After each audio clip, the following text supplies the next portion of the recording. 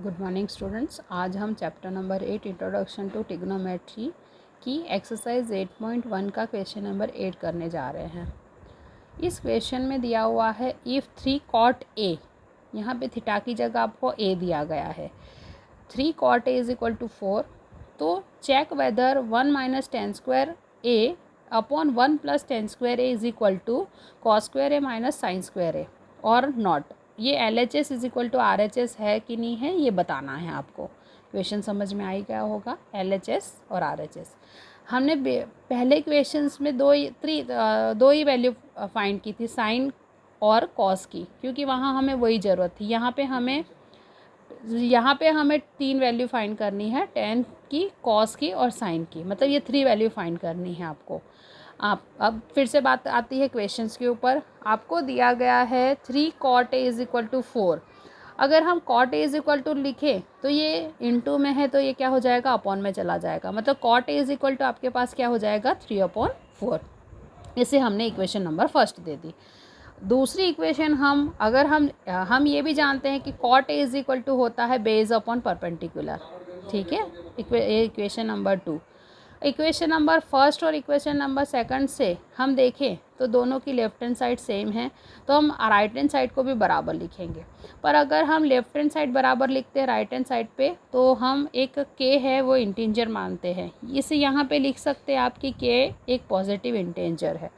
अगर हम कंपैरिजन करें तो बेस इज इक्वल टू क्या हो जाएगा, 4k, और परपेंडिकुलर इज इक्वल टू क्या हो जाएगा आपके पास, 3k। अब हमारे पास बेस है और परपेंडिकुलर है, इससे आप क्या फाइंड कर सकते हो, तीसरी क्या बच गया है हमारे पास, हाइपोटेनियस, जिसकी हमें ज़रूरत है। तो हम फिर से लेते हैं, क्योंकि यहाँ पे एंगल ए दिया है इसलिए हम राइट एंगल ही लेंगे ABC, जिसमें बी जो एंगल है वो 90 डिग्री का है। इसमें angle A is equal to हम मान लेते हैं ये वाला एंगल आपको दिया गया है।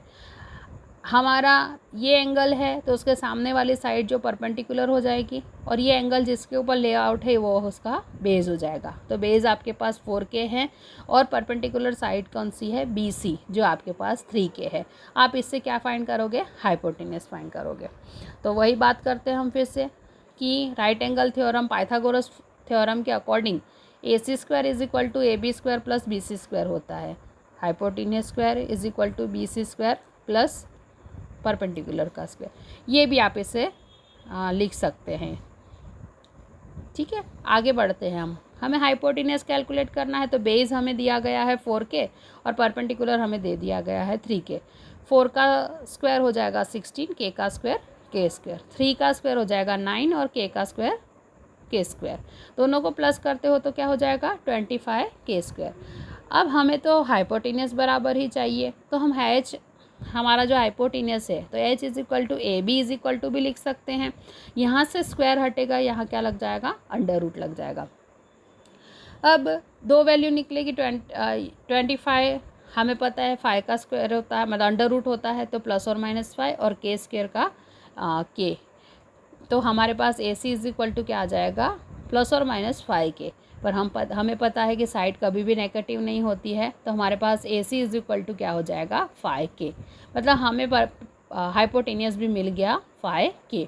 फिर से रीराइट करते हैं, base is equal to AB is equal to 4 पे, perpendicular BC is equal to 3k और हाइपोटेनियस 5k। तीनों साइड्स मिल गई हमें। अब हमारे पास क्वेश्चन के अकॉर्डिंग कौन कौन सी वैल्यू फाइंड करनी है, आप क्वेश्चन में देख सकते हैं। tan की वैल्यू चाहिए, cos की वैल्यू चाहिए और sin की। तो हम सबसे पहले क्या करते हैं, sin A की वैल्यू फाइंड करते हैं। sin A होता है परपेंडिकुलर अपॉन हाइपोटेनियस। परपेंडिकुलर क्या है, 3k और हाइपोटेनियस हमारे पास है 5k। k से k कैंसिल हो जाएगा, आपके पास आया 3/5। उसी तरीके से cos इज इक्वल टू हमें पता है base upon hypotenuse, 4k is equal upon 5k। फिर से है k से k कैंसिल हो जाएगा, 4/5। अब tan A is equal to या tan theta is equal to भी कह सकते हैं। tan जो ये तो एंगल है, tan इज इक्वल टू हमें पता है साइन अपॉन कॉस होता है। तो हमने साइन और कॉस की वैल्यू तो फाइंड करी है, 3/5, 4/5। आप इसे इंटरचेंज पोजीशन में लिखे, 3/5 ये कन्वर्ट करके लिखोगे 5/4। 5 से 5 कैंसिल हो जाएगा, आपके पास 3/4 आ जाएगा।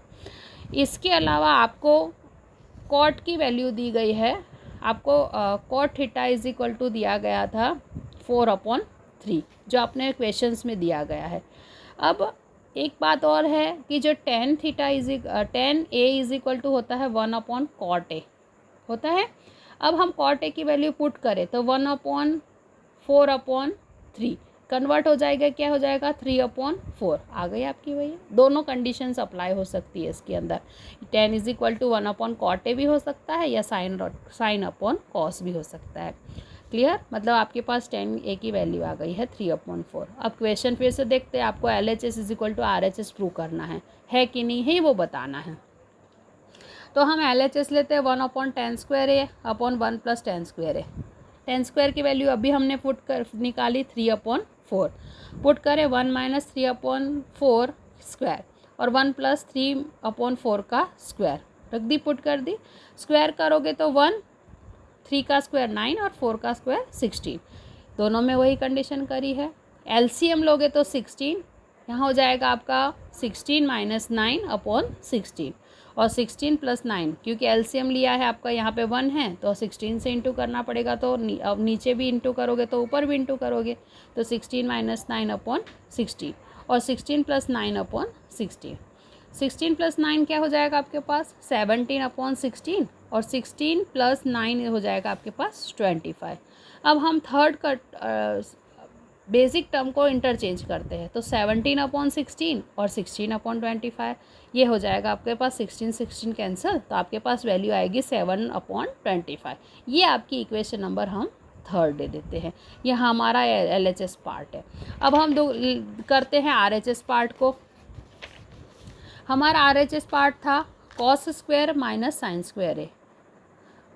cos पर हमने फाइंड किया था 4/5 का होल स्क्वायर और साइन हमने फाइंड किया था 3/5। ये हमने दोनों वैल्यू यहाँ लिख रखी है कि cos A is equal to 4/5 और sine A is equal to 3/, ये हमने जो फाइंड किया था वो वैल्यू है।